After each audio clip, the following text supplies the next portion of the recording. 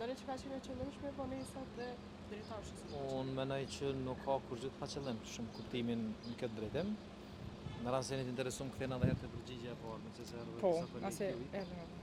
Edhe te fillova pjesën e parë thash që për nga natyra duam të qenë optimist, edhe Kuvendi i Kosovës e ka kalu bllokimin e parë. Ka kalu bllokimi i parë ka qenë çështja e verifikimit të mandateve dhe unë jam optimist që opozita një ditë do të reflektojë sikur se ka reflektuar edhe për çështjen e verifikimit të mandateve. Çështja e dytë që duam të theksua është që fryma e Kushtetutës së Republikës së Kosovës është e shkruar në atë format dhe atë modalitet që gjitha subjektet politike kanë obligim me i kontribu konstituimit të kuvendit për shkak se në shkronjën e saj promovohet pluralizmi edhe demokracia. Edhe në funksion kësaj nuk është betejë se kush soi ka numër.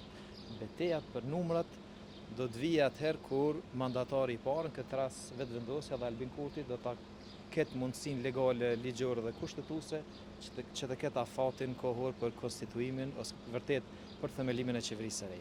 Atëherë do të jetë koha e përshtatshme ku ne mundem me fol për numra. Ndërsa për këtë pjesën tjetër të kontestimit të emrit, unë mendoj që vetëm është metodë ose formë që opozita po e përdor për me mujt me zvarrit sa më shumë konstituimin e kuvendit dhe themelimin e institucioneve të qeverisë së re.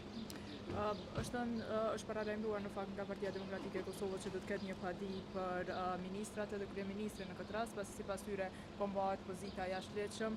A do të vazhdoni që tash me shku në ministri edhe me e mbajt pozitën sipas tyre jashtëligjshëm?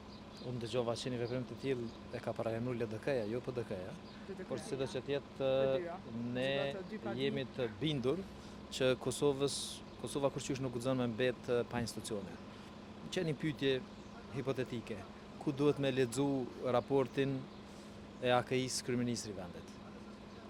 Në një rast të një sulmi, cili do të jetë urdhri politik që duhet më dhënë prej ministrit të punëve të brendshme, nga cila zyre.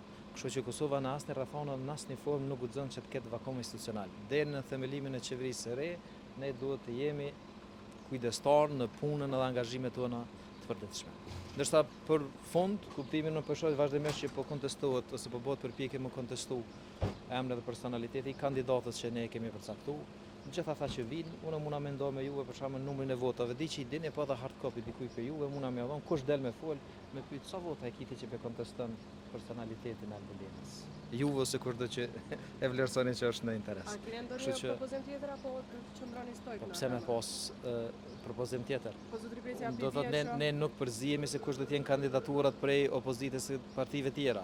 Sikurse edhe ata është e papranueshme nga vullneti për me bloku konstituimin e kuvendit me kërku që të ketë emra të tjerë. Faleminderit shumë.